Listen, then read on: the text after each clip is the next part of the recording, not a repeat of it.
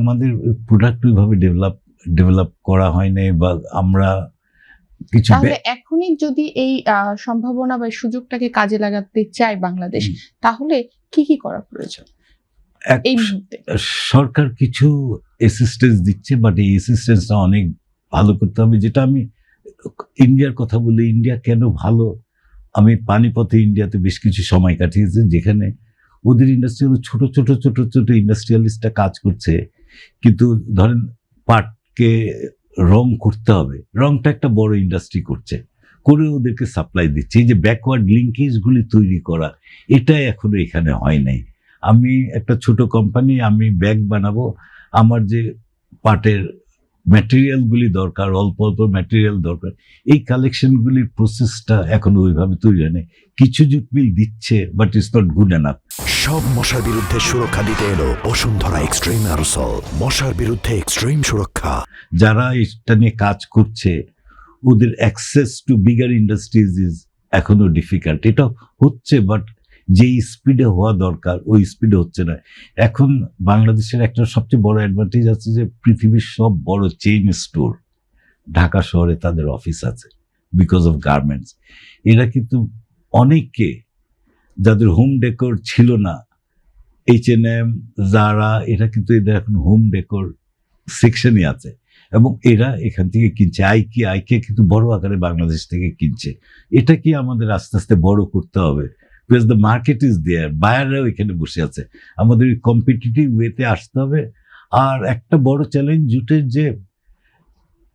দাম, জুটের দামটা এত ভ্যারি করে, কখন কোথায় যাবে এটা অ্যাসেস করা খুবই ডিফিকাল্ট। তো আমাদের মতো ছোট ইন্ডাস্ট্রিদের বড় চেইন স্টোরে লং টার্ম কমিটমেন্ট করাটা একটু ডিফিকাল্ট হয়ে যাচ্ছে, বাট ইটস প্রোগ্রেসিং। ব্যাকওয়ার্ড লিঙ্কেজকে আরো শক্তিশালী করার জন্য কি পদক্ষেপ নেওয়া প্রয়োজন? এখন জুটের জন্য বাংলাদেশের জিডিপিসি একটা আছে, জুট ডাইভার্সিটি, ওরা কাজ করছে, বাট আমার মনে হয় নট এনাফ। যেমন ধরেন সরকার একটা প্রণোদনা দিত, আগে সাবসিডি দিত 20% ডাইভার্সিফাইড প্রোডাক্টে, ওটাকে 10% করে দিয়েছে।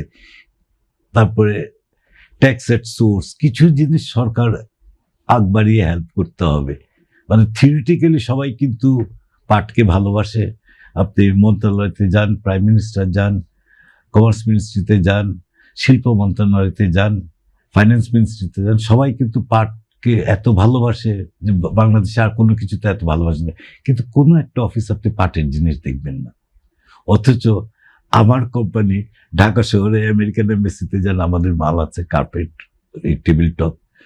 ডাচ এমবেসিতে যান, বেশ কয়েকটা এমবেসিতে, আর এখানে ফরেনার লোকেরা কিনছে, কিন্তু আমার দেশের লোক আমার পণ্যকে ব্যবহার করছে না। যে কারণে আমাদের আমিন জুট মিল বলে একটা জুট মিল ছিল, যেখানে পৃথিবীর একমাত্র জুট মিল ছিল যেখানে জুট কার্পেট বানাতো।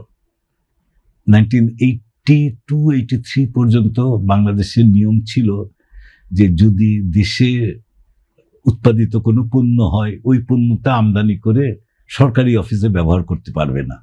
ওইটা যখন উইথড্র হয়ে গেল, তখন পরিবেশ মন্ত্রণালয় সিনথেটিক কার্পেট ইউজ করা শুরু করলো। মানে আমি আমার ঘরের কার্পেট ইউজ করছি না, বাইরের থেকে কার্পেট আনছি এনে। তো রিজাল্টিং আমি জুট মিল 85-86 কার্পেট বানানো বন্ধ করে দিল।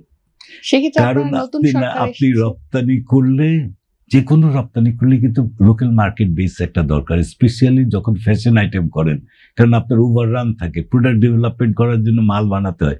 ওটা যদি লোকাল মার্কেটটা না থাকে তাহলে ইজ এক্সট্রিমলি ডিফিকাল্ট। তো আমাদের লোকাল মার্কেটটা তৈরি করতে হবে। বাট গভর্নমেন্ট একটা ভালো জিনিস করেছে যে লোকাল মার্কেটে পাট পণ্যের ভ্যাট নেই।